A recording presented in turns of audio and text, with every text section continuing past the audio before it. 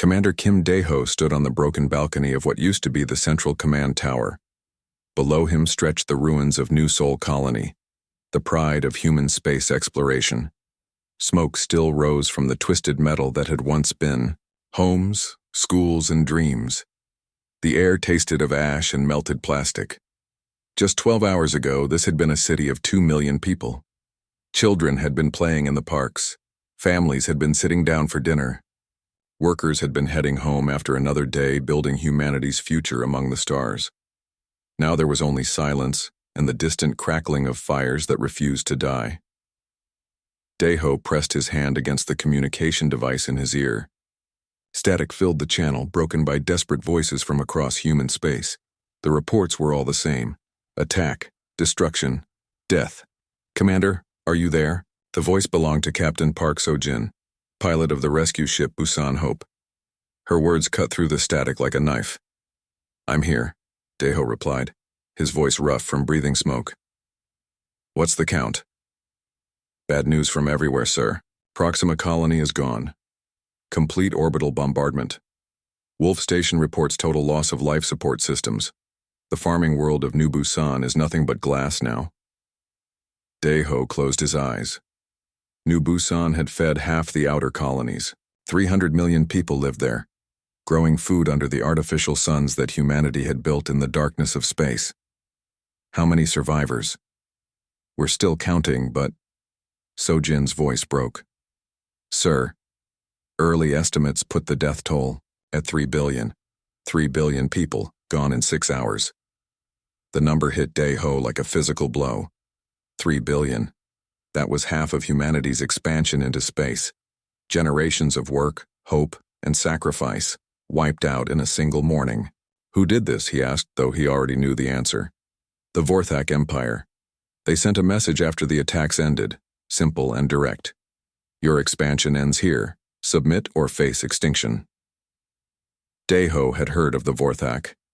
Every human had.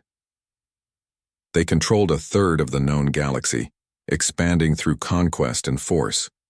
Their technology was centuries ahead of humanity's, their fleets numbered in the thousands. Most species either joined their empire or disappeared entirely. But humans had always believed they were different. They built colonies far from Vorthak space. They kept to themselves. They never threatened anyone. Apparently, that hadn't mattered. A sound behind him made Dae-ho turn. A young man was climbing through the rubble, carrying a datapad and moving with the careful steps of someone who had seen too much death in one day. "Sir? I'm Lee Taemin, chief engineer for the Colony Development Project." The man's face was streaked with soot and tears. His clothes were torn and his hands shook as he held the datapad. "What do you have, son?" "The colony plan, sir. Everything we built here. Every building, every system, every innovation we made to help humans live in space." Taemin's voice was steady, but his eyes held a pain that Dae-ho recognized. "My wife, Mi-young, and my daughter Sora were in the city center when it started, the shopping district. They were buying school supplies." Dae-ho nodded, understanding without words. The city center had taken a direct hit. Nothing had survived there. "Why are you showing me this?" Dae-ho asked gently. "Because we built something beautiful here, sir, and they destroyed it in minutes. But we remember how to build. We remember what we made, and someday..." Taemin stopped, swallowing hard. "Someday we'll build again." Before Dae-ho could respond, the sound of engines filled the air. 3 transport ships were descending through the smoke, their hulls scorched but intact. The Busan Hope led them, down, followed by 2 cargo vessels loaded with medical supplies and rescue equipment. Captain Park So-jin's voice crackled through the communication system. "Commander, we're ready for evacuation. How many survivors do you have?" Dae-ho looked across the ruins. Small groups of people were emerging from underground shelters and reinforced buildings. Not many, but more than he had dared to hope. "Maybe 800, maybe 1,000. Copy that. We'll get everyone out." As the ships landed, Dae-ho watched something that surprised him. The survivors weren't panicking. They weren't fighting for space on the rescue ships. Instead, they were helping each other. Parents carried other people's children. The wounded were supported by strangers. An elderly man was sharing his water with a young woman who had lost everything. Engineer Lee Tae-min was moving through the crowd, not to escape, but to help others find their way to the ships. He stopped to lift a fallen beam so a family could pass. He gave his jacket to a child who was shivering in the smoky air. This was a man who had lost his wife and daughter just hours ago, and he was still helping others. 24 light-years away, Admiral Song Hye-jin stood on the bridge of the flagship Incheon, watching the refugee ships arrive at Earth. Each vessel carried stories of loss that would break anyone's heart. Families torn apart, entire communities erased, dreams that had taken generations to build, destroyed in moments. The tactical displays around her showed the terrible truth. The Vorthak fleet was massive. Their technology was superior. Their experience in warfare spanned centuries. Every computer simulation ended the same way: complete human defeat within weeks. "Admiral," her aide said quietly, "the Defense Council is asking for your assessment of our military options." Song Hye-jin stared at the tactical display. The honest answer was simple. Humanity had no military options. They could fight, and they would lose. They could run, and the Vorthak would follow. They could surrender, and hope for mercy from a species that had never shown mercy to anyone. But as she watched the refugee ships dock, something caught her attention. The survivors weren't acting like defeated people. They were organizing. Doctors were treating patients from colonies they had never seen. Engineers were sharing technical knowledge to help rebuild. Families were adopting orphaned children without question. Instead of falling apart, humanity was coming together. "Admiral," the aide pressed, "tell the Defense Council that we need time to think," Song Hye-jin said, "and tell them to watch the refugee processing. Really watch it. What should they be looking for?" "The answer to a question I'm just starting to understand," the Admiral replied. "What makes us human?" On the refugee ships, the survivors of New Sol Colony were settling in for the long journey to Earth. Engineer Lee Tae-min sat by a small window, still clutching his datapad full of building plans. Next to him, an old woman was comforting a crying child who wasn't her own granddaughter. Across the aisle, Captain Park So-jin was talking quietly with other pilots about rescue missions to the remaining colonies. They weren't discussing retreat. They were planning how to save more people. At the back of the ship, Commander Kim Dae-ho was listening to survivor stories. Each person had lost something precious. Each person had every reason to be bitter, angry, and broken. Instead, they were planning how to help other survivors. They were sharing food, medicine, and hope. They were proving that the worst thing that had ever happened to humanity might not be the end of the story. It might be the beginning of something the galaxy had never seen before. Outside the ship's windows, the stars burned cold and distant. Somewhere among them, the Vorthak Empire continued its expansion, confident that they had crushed another species that dared to reach for the stars. They had no idea what they had just awakened. 6 months had passed since the day the sky burned. Earth's orbital shipyards worked around the clock, but not building the warships everyone expected. Instead, massive cargo vessels filled the construction bays. Medical ships, transport vessels, mobile hospitals that could treat thousands of patients. Dr. Choi Min-ho walked through the research facility on Luna Station, carrying a datapad that would change everything. His team had spent months studying every piece of information about the Vorthak Empire. What they found was not what anyone expected. The Vorthak were not monsters. They were desperate.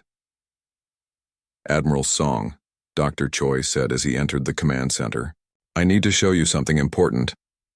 Admiral Song Hye-jin looked up from the construction reports. The numbers were impressive. In 6 months, humanity had built the largest relief fleet in galactic history. 200 ships designed not for war, but for saving lives. "What did you find, Doctor?" Dr. Choi activated his display. A star map appeared, showing Vorthak space over the past century. "Look at this carefully, Admiral. See how their territory has changed?" Song studied the map. The Vorthak Empire was shrinking, not growing. Entire sectors had gone dark. Dozens of star systems no longer showed any activity. Their home star is dying, Dr. Choi explained. Vorthak Prime is being cooked by radiation as their sun enters its final phase. They have maybe 50 years before their homeworld becomes completely uninhabitable. So they're looking for new worlds, Song said, understanding immediately. It's worse than that. We found records of cosmic disasters throughout their space. Supernovas destroyed their industrial sectors. Solar flares ruined their farming worlds. They're not expanding their empire. They're running from the collapse of it. The implications hit Song like a hammer. They attacked us because they're dying. Their entire civilization is in decline. The attack on our colonies wasn't conquest. It was desperation.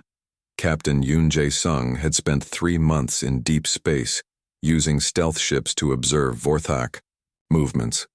His report supported Dr. Choi's findings in ways that made everyone uncomfortable. I watched refugee ships, not invasion fleets, Yoon reported to the Defense Council.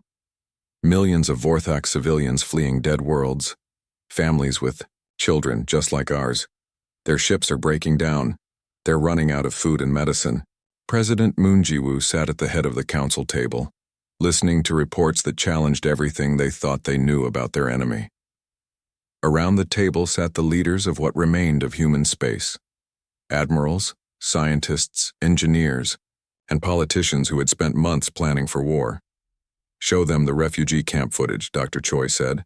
The display changed to show grainy images taken by long-range sensors, makeshift camps on dead worlds, Vorthak families living in shelters that were falling apart, children who looked thin and sick, adults working desperately to repair equipment with whatever materials they could find. These images are from the edge of Vorthak space, Captain Yoon explained. They have camps like this on dozens of worlds, millions of people living in conditions that would kill most humans. Engineer Lee Tae-min spoke for the first time during the meeting. In the months since losing his family, he had become the lead designer for something unprecedented, mobile cities that could house entire populations in space. I've been working with the survivors from New Seoul, Lee said quietly. We've designed habitat stations that can support 1 million people each. They're not warships, they're homes that can travel between stars. Homes for who? President Moon asked. For anyone who needs them, Lee replied. Human refugees, Vorthak refugees. Anyone running from disaster or war. The room fell silent. The idea was so radical that nobody spoke for a full minute. Admiral Song finally broke the silence. You're suggesting we help the people who killed 3 billion of us. I'm suggesting we help people who are dying, Lee said. Just like we were dying 6 months ago. Just like we would still be dying if other humans hadn't helped us. President Moon stood up and walked to the large window that showed Earth below. The planet looked peaceful from space, but he knew that down there, families were still mourning loved ones lost in the attacks. Cities were holding memorial services. Children were asking why the aliens had hurt their parents. Mr. President, Admiral Song said, if we help the Vorthak, our own people will call it betrayal. And if we don't help them, what does that make us? Moon replied without turning around. Dr. Choi pulled up another display. There's something else. We analyzed biological samples from Vorthak soldiers killed in skirmishes. Their brain chemistry is being affected by the radiation from their dying star. It increases aggression and paranoia. They're literally not thinking clearly. You're saying they attacked us because their star is driving them crazy? Captain Yoon asked. Partially. Yes, the radiation exposure over generations has made their entire species more violent and suspicious. But as they move away from their homeworld, those effects start to fade. President Moon turned back to the council. I want options. Real options, not just military ones.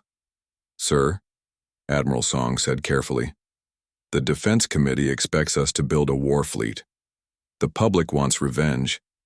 If we announce that we're helping the Vorthak instead of fighting them, there could be riots.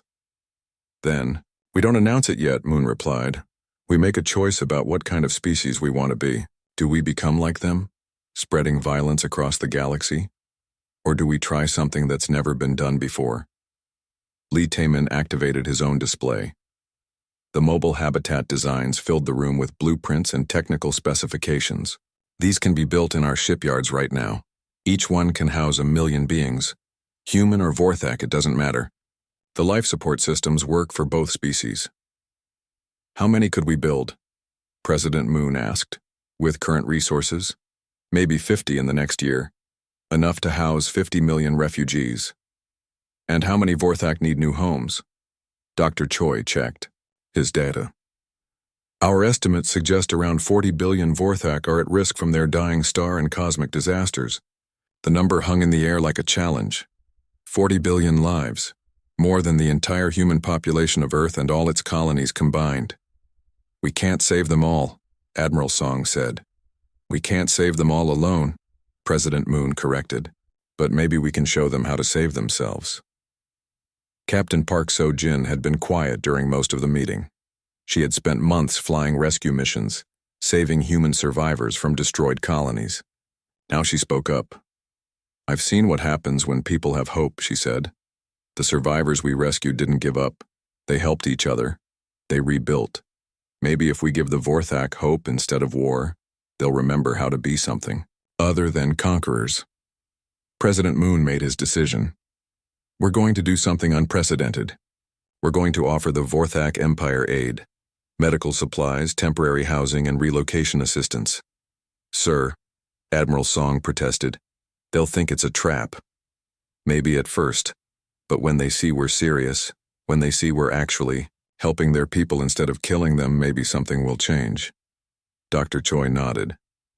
The psychological profiles suggest that Vorthak individuals can form cooperative relationships when they're not under stress. Remove the desperation, and they might become entirely different beings. And if this doesn't work? Captain Yoon asked.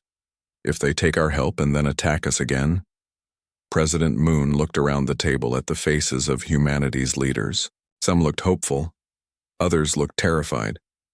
All of them looked tired from months of grief and planning. Then at least we'll know we tried to be better than our worst day, he said. At least we'll know we chose hope over hatred. The meeting ended with the most unlikely military order in human history. Prepare for the largest humanitarian mission ever attempted. Not to save humans, but to save the species that had tried to destroy them. In the shipyards above Earth, workers began converting warship designs into medical facilities. In research labs, scientists worked on technology to help beings survive. On alien worlds. In refugee camps, human survivors began training to help other species facing the same losses they had endured. Engineer Lee Tae-min stood in his workshop, looking at the plans for mobile cities that could house millions. Somewhere in the galaxy, Vorthak families were struggling to survive on dying worlds, just as human families had struggled 6 months ago. His wife and daughter were gone. Nothing would bring them back. But maybe somehow he could keep other families from facing the same loss. Maybe that would be enough. Admiral Song Hee-jin stood on the bridge of her flagship as it dropped out of hyperspace at the edge of Vorthak territory. Behind her, a fleet of 50 ships spread across the darkness. But these were not warships. Hospital vessels painted with red crosses. Cargo ships filled with medical supplies. Construction ships carrying the parts for temporary shelters. It was the strangest invasion fleet in galactic history. Admiral, her communications officer said nervously, we're being scanned by Vorthak ships. Multiple contacts approaching fast. How many? Song asked, though she tried to keep her voice calm. 37 warships, all with weapons powered and ready to fire. Through the main display, Song could see the Vorthak fleet approaching. Their ships were massive and dark, built for war and intimidation. Each one could probably destroy her entire fleet without much effort.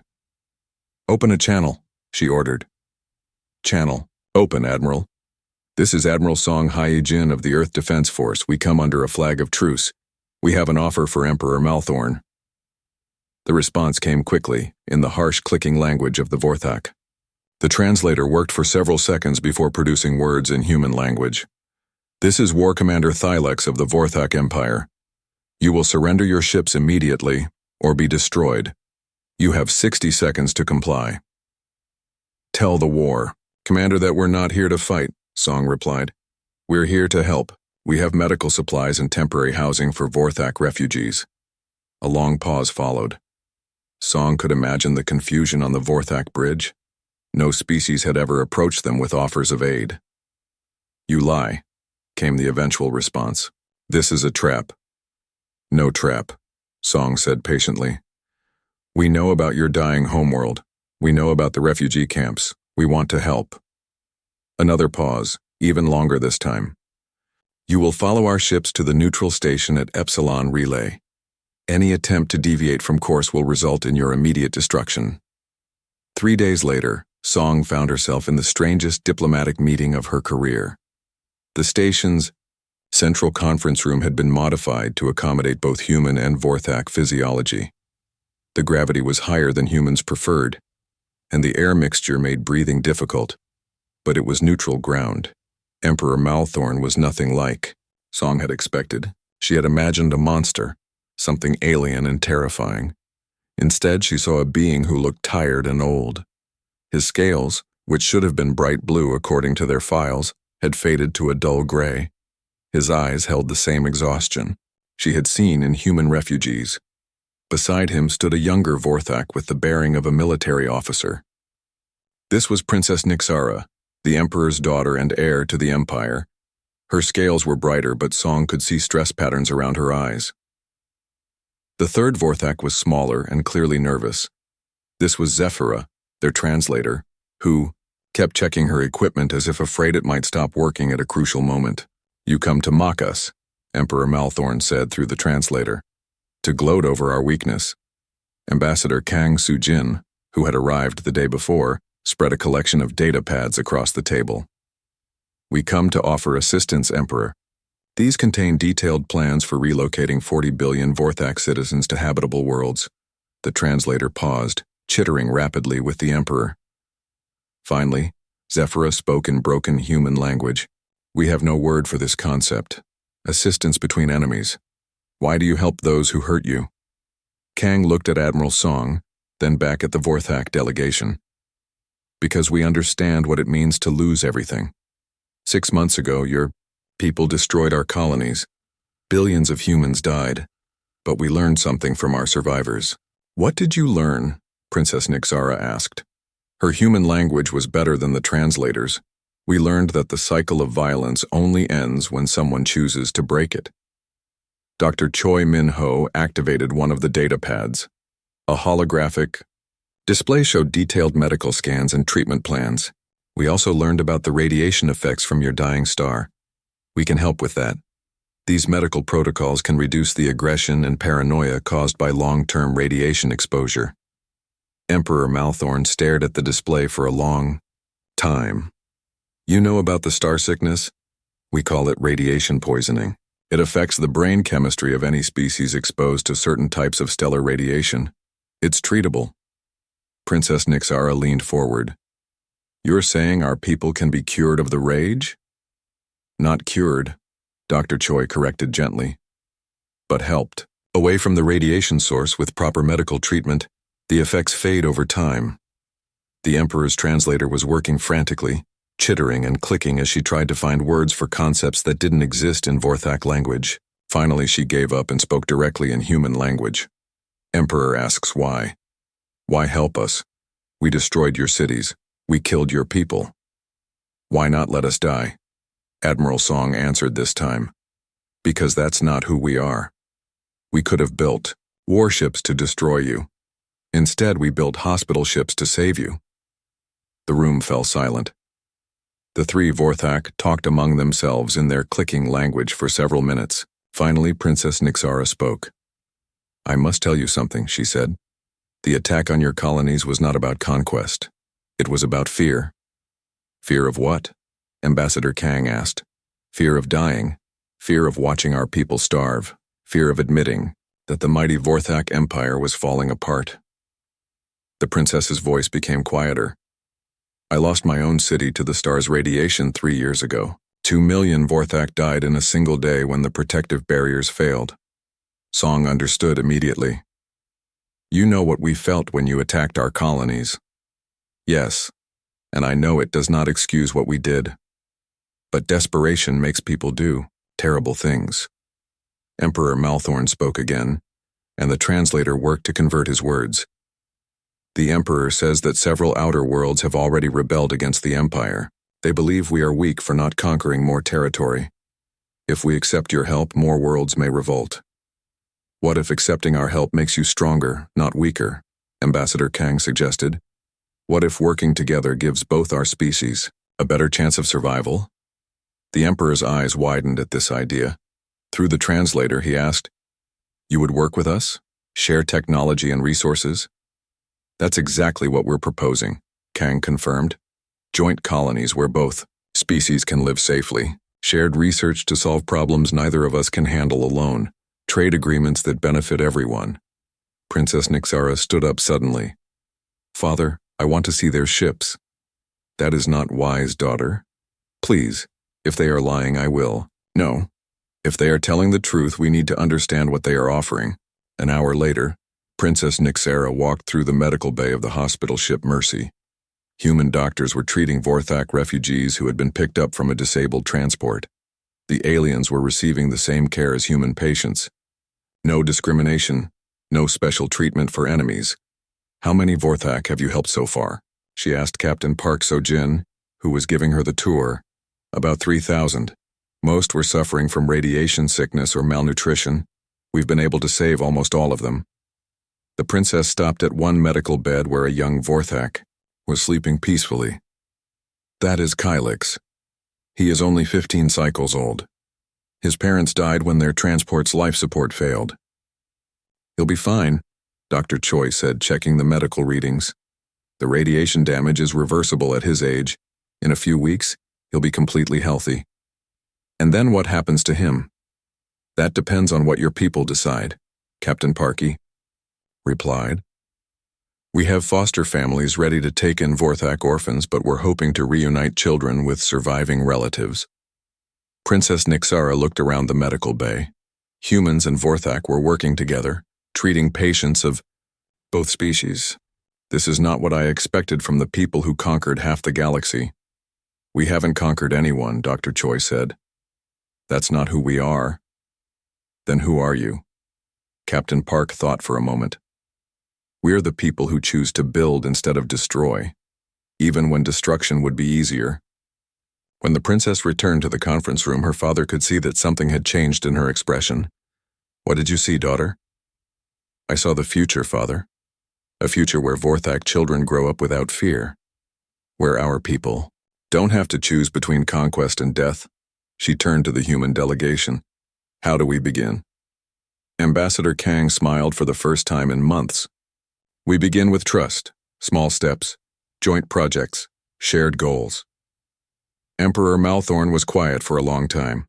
Finally, he spoke to his translator, who relayed his words to the humans. "The Emperor says that accepting help has never been the Vorthak way. But the Vorthak way has led us to the edge of extinction."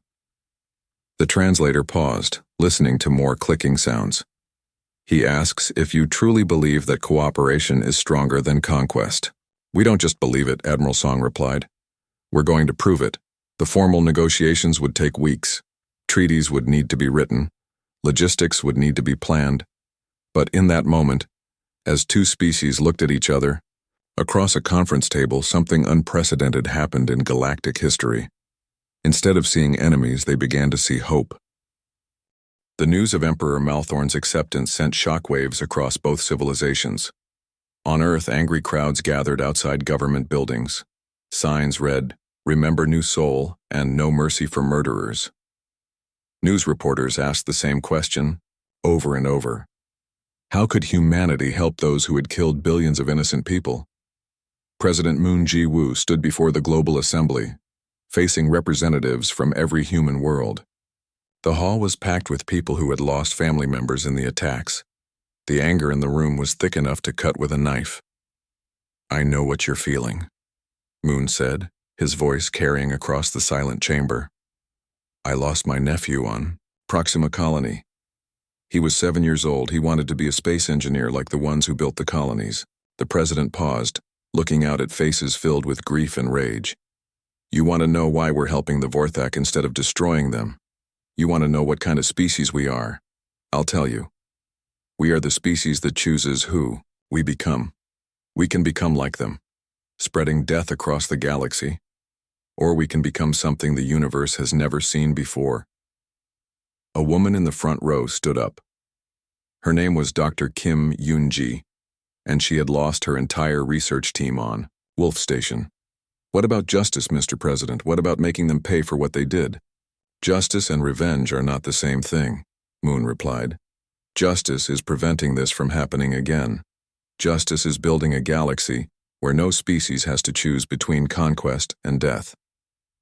The construction of the first joint settlement began on a world called Haven, located exactly halfway between Earth and Vorthek space. Engineer Lee Tae-min worked alongside Vorthek architect Kirian to design something that had never existed before, a city for two species. The challenges were immediate and enormous. Vorthak needed higher gravity and different atmospheric pressure. Humans required protection from radiation levels that didn't bother Vorthak physiology. The two species had completely different ideas about personal space, social interaction, and even basic things like lighting. The Vorthak preferred darkness, Kirian explained through a translation device. Bright light hurts our eyes after generations of living underground to escape radiation. But humans need natural light for psychological health, Lee replied. Without it, we become depressed and sick. They worked for weeks to find solutions. Adjustable lighting systems that could change throughout the day. Living spaces with variable gravity fields. Air recycling systems that could switch between atmospheric mixtures for different areas. The breakthrough came when Lee's young assistant, Park Min-ji, suggested something simple. What if we ask the residents what they want instead of guessing? The first group of settlers arrived 3 months later. 50 human families and 50 Vorthak families, all volunteers. They were greeted by Captain Yoon Jae-sung, who had been appointed as the settlement coordinator. Welcome to Haven, he announced to the mixed crowd. This is an experiment. We're going to learn if two species can live together in peace. The early days were difficult. Human children were afraid of the large-scaled Vorthak. Vorthak adults found human emotional expressions confusing and sometimes threatening.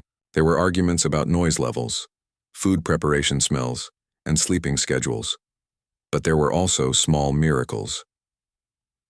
8-year-old human girl named Choi Na-young befriended a young Vorthak named Zelix. They couldn't speak each other's languages, but they discovered they both loved to draw. Soon they were creating artwork together, sharing crayons and paper while their parents watched in amazement. Dr. Choi Min-ho arrived at Haven with a mobile medical laboratory.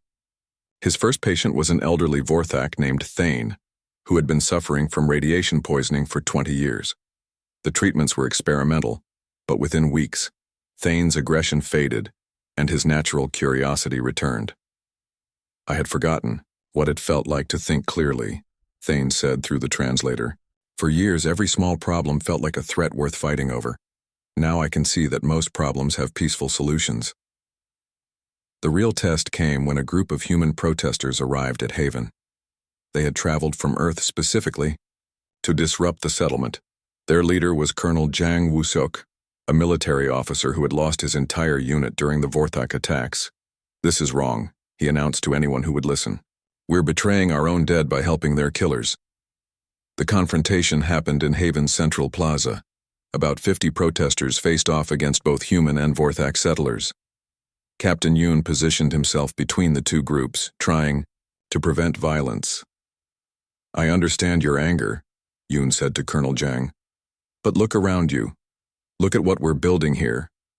I see traitors living with murderers, Jang replied. At that moment, something unexpected happened. A young Vorthak named Kith stepped forward. He had been one of the first refugees treated on the human hospital ships months earlier. You are right to hate us, Kith said in careful human language. My people did terrible things. We killed your families. We destroyed your homes. Nothing can undo that. The plaza fell silent. Even the protesters stopped their chanting.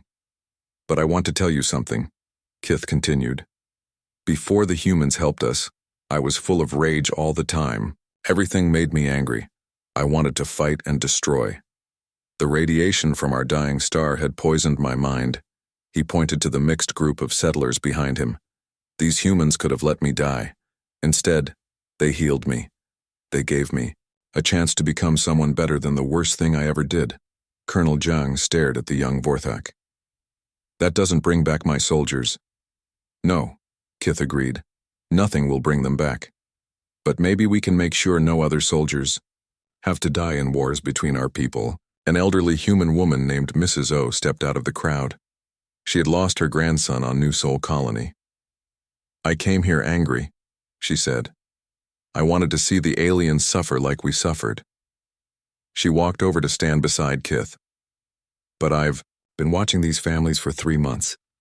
I've seen Vorthak parents cry when their children are hurt. I've seen them share food with human neighbors. They're not monsters. They're just people who were desperate and afraid. Emperor Malthorn arrived at Haven the following week. It was the first time in Vorthak history that an emperor had visited another species settlement. Admiral Song Hee-jin met him at the landing pad along with Captain Park So-jin and engineer Lee Tae-min. This is what you have built, Malthorn said, looking around at the mixed community. Human and Vorthak children were playing together in a park designed for both species. Adults of both races were working on construction projects, their different physical abilities complementing each other perfectly. We built it together, Lee replied.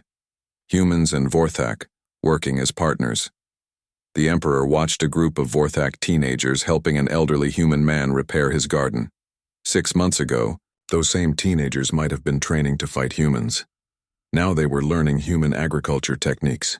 I have made a decision, Malthorn announced. The Vorthak Empire will be dissolved. My daughter will lead the formation of the Vorthak Republic, with elected leaders instead of inherited rulers. Admiral Song was surprised. That's a huge change. Emperor. I am no longer an emperor, Malthorn corrected. Just Malthorn. And yes, it is a huge change. But watching my people thrive in peace has taught me something your species understands, but mine forgot. What's that? Captain Park asked. True strength isn't the ability to destroy your enemies. True strength is the ability to turn enemies into friends. The ceremony was simple, but historic. Princess Nixara was elected as the first president of the Vorthak Republic by a vote that included both Vorthak and human residents of Haven. In her acceptance speech, she said something that would be remembered for generations. 6 months ago, humans had every right to hate us. Instead, they chose to help us. Today, we choose to earn that help by becoming worthy of it. Engineering teams from both species began working on the next phase of construction. Bigger settlements. Research facilities where human and Vorthak scientists could work together. Trade centers where the two civilizations could share resources and technology. Lee Tae-min stood in his workshop, looking at blueprints for cities that would house millions. Somewhere in the plans was a memorial garden dedicated to all who had died in the conflict. Human names and Vorthak names listed together. His wife and daughter were among those names. Their deaths had started him on a path of hatred and revenge. But building Haven, watching former enemies become neighbors and friends had taught him something about healing. Grief never fully goes away, but it can be transformed into something that helps others instead of hurting them. Outside his window, human and Vorthak children were learning each other's languages. Their laughter filled the air of a world that both species now called home. 5 years had passed since the day the sky burned over New Sol Colony. Captain Park So-jin stood on the observation deck of Haven Station, watching something that would have been impossible to imagine during those dark days. Human and Vorthak children were playing together in the station's central park, their laughter echoing through corridors designed by both species working in perfect harmony. The children didn't see differences between scaled skin and smooth skin. They didn't care about the old wars or the ancient hatred. To them, their friends were just friends, regardless of which world they had come from. Captain Park, a young voice called out. So-jin turned to see Na-young, now 13 years old, running toward her with her best friend Zelix. The human girl and young Vorthak had grown up together on Haven, and their friendship had become a symbol of what was possible when species chose cooperation over conflict. Look what we made, Na Young said excitedly, holding up a device that looked like a combination of human and Vorthak technology. It's a translator that works instantly. No more waiting for computers to figure out what people are saying. Zelix chittered something in rapid Vorthak, and the device immediately converted his words to human language. We want to help other species talk to each other better. Sojin smiled at the two young inventors. That's wonderful. Have you shown this to the research teams? We're going to present it at the next Galactic Assembly meeting, Na Young said, proudly. President Nixara said we could represent Haven as junior ambassadors. The Terran-Vorthak alliance had indeed become the galaxy's most powerful force, but not through military might. Their ships traveled to distant worlds carrying medical, supplies, construction equipment, and hope. When disasters struck, alliance relief vessels were always the first to arrive. Dr. Choi Minho sat in his laboratory aboard the research vessel Unity, working with his longtime colleague Dr. Zeth Anna. The Vorthak scientist had become one of the galaxy's leading experts on interspecies psychology, and their joint research had changed how the entire galaxy understood cooperation and conflict. The latest data confirms our theory, Dr. Zeth Anna said, her human language now perfect after years of practice. Aggression and violence aren't natural traits of intelligent species. They're usually responses to scarcity, fear, or biological stress. Which means they can be treated and prevented, Dr. Choi added, reviewing their findings. We've seen it work with dozens of species now. Their research had helped save the aquatic dolphins of Kepler 438b when their oceans began turning acidic. Instead of fighting each other for the remaining clean water, the dolphins had asked for alliance help. Within months, human and Vorthak engineers had designed filtration systems that restored their world's oceans. The silicon-based crystarchs had been next. When an asteroid impact threatened to destroy their crystal cities, Alliance construction crews had arrived with plans for new settlements. The grateful crystarchs had joined the Alliance, adding their mineral processing technology to the growing collection of shared knowledge.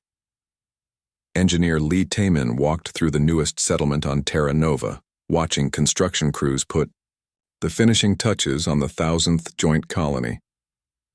The settlement was a masterpiece of cooperative design, with buildings that could adjust their environments for any of the 12 species that now called it home.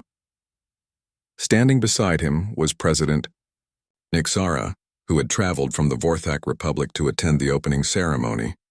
The former princess had become one of the galaxy's most respected leaders, known for her wisdom and her commitment to peaceful solutions. Your designs have housed over 50 million beings, she said to Lee. Refugees from wars, disasters, and dying worlds. All of them now have safe homes because of your work. Lee looked at the memorial wall they had built at the center of every Alliance settlement. The names of everyone who had died in the original attacks were carved there, both human and Vorthak. His wife Mi Young and daughter Sora were among them. Used to think building monuments to the dead meant dwelling on the past, Lee said quietly. Now I understand it means ensuring their sacrifice leads to something better. Malthorn, the former emperor who now worked as a construction foreman, approached them carrying blueprints for the next phase of expansion. His powerful hands, which had once signed orders for planetary bombardments, were now calloused from honest labor. The foundation work is complete, he reported. We can begin construction of the cultural center tomorrow. It still amazed people to see the former ruler of a galactic empire working alongside common laborers. But Malthorn had found peace in building instead of destroying.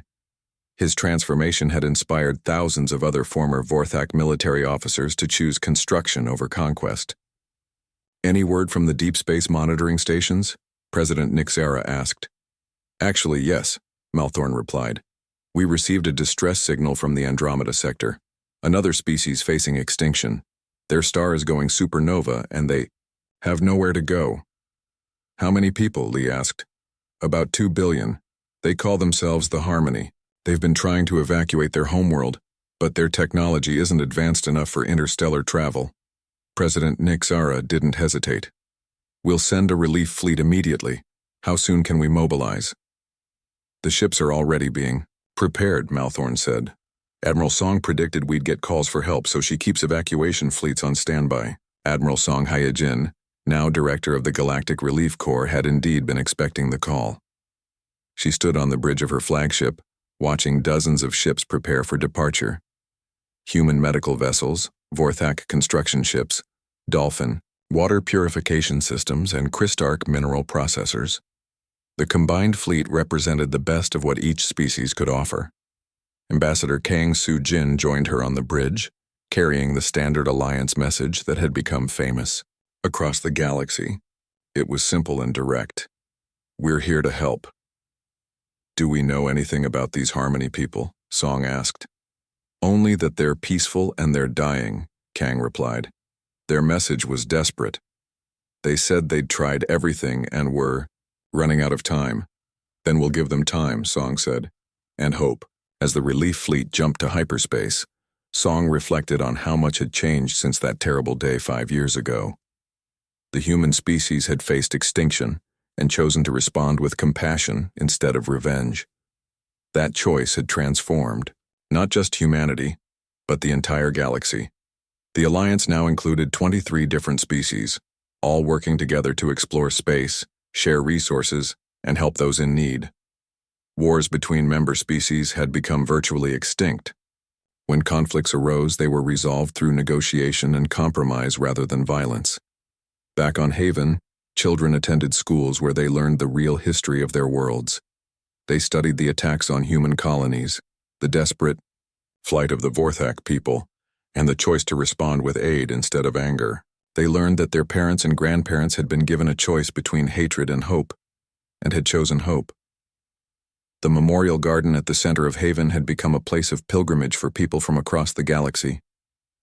Beings of all species came to see the place where enemies had become family, where the cycle of violence had been broken through the simple act of choosing forgiveness. Dr. Choi Min-ho often brought his students there, pointing out the names carved in stone. "These people died in war," he would tell them. "But their deaths led to something unprecedented in galactic history: peace." One student, a young Vorthak named Thylex, always asked the same question. "But how did they forgive? How do you forgive someone who kills the people you love?" "They didn't forgive because it was easy," Dr. Choi would reply. "They forgave because it was the only way to build a future worth living in." Captain Yoon Jae-sung, now retired from active service, worked as a counselor for species joining the HFY Alliance. He helped former enemies learn to live together, drawing on his experience from those first difficult months on Haven. "The secret," he would tell new arrivals, "is understanding that everyone is afraid of something. When you help people feel safe, they stop needing to hurt others." As the years passed, the Alliance grew stronger and more diverse. They established universities where beings from different worlds could study together. They built research stations, where scientists solved problems that no single species could handle alone. They created trade networks that made everyone more prosperous. But perhaps most importantly, they proved something that had never been proven before in galactic history: that victims could choose to break cycles of violence rather than continue them. The alien empire had burned their home and killed billions of innocent people, but humanity had responded by rebuilding the Vorthak civilization with forgiveness and turning their greatest enemies into their closest allies. Now, whenever a species faced extinction or disaster, they knew they could call on the Alliance for help. Not conquest, not demands for tribute, just help freely given by beings who understood that survival was easier when everyone worked together. In schools across Alliance space, children learned that their galaxy had once been a place where the strong preyed on the weak, where fear drove species to violence, where extinction was often the price of weakness. But that galaxy was gone, replaced by something better. A galaxy where strength meant the ability to lift others up rather than tear them down, where fear was met with compassion instead of aggression, where extinction was prevented through cooperation rather than conquest. The children playing in Haven Central Park didn't know they were living in a miracle. To them, friendship across species lines was normal.